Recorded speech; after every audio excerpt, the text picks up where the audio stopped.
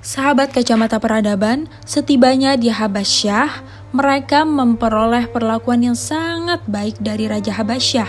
Mereka hidup tenang dan tentram hingga datanglah berita bahwa keadaan kaum muslimin di Makkah telah aman. Mendengar berita itu, Utsman memutuskan bahwa kafilah kaum muslimin yang dipimpinnya akan kembali ke Makkah. Akan tetapi yang mereka jumpai berbeda dengan apa yang mereka dengar ketika mereka berada di Habasyah.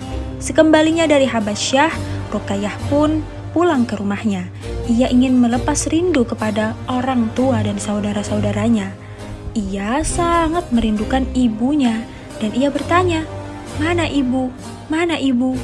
Saudaranya terdiam. Ruqayyah pun sadar bahwa orang yang sangat berarti dalam hidupnya telah tiada. Ruqayyah menangis. Dia dilanda kesedihan yang sangat mendalam.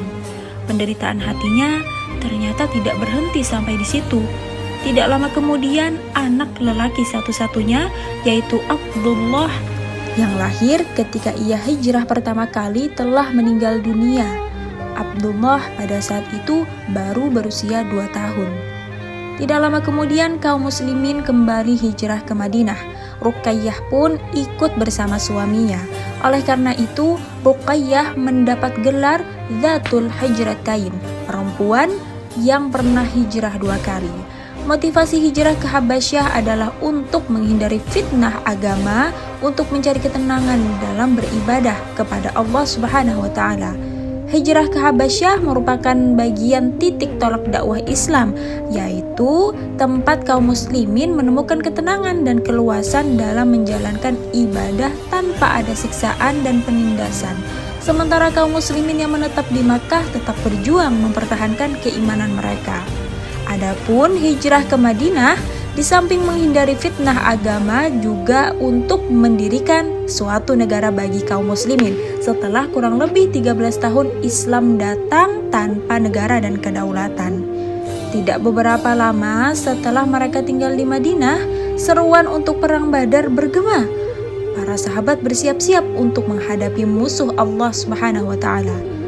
Bersamaan dengan itu, Ruqayyah binti Muhammad sallallahu alaihi wasallam terserang penyakit demam. Rasulullah sallallahu alaihi wasallam memerintahkan Utsman bin Affan untuk tetap tinggal menemani dan merawat istrinya. Akan tetapi, maut menjemput Ruqayyah ketika Rasulullah sallallahu alaihi wasallam masih berada di medan perang Badar. Ruqayyah wafat pada bulan Ramadan tahun kedua Hijriah. Kemudian berita wafat Ruqayyah dikabarkan oleh Zaid bin Harithah kepada Rasulullah sallallahu alaihi wasallam. Beliau berkata, "Bergabunglah dengan pendahulu kita, Utsman bin Maz'un." Menjelang pemakaman Ruqayyah, kaum muslimin meraih kemenangan perang Badar.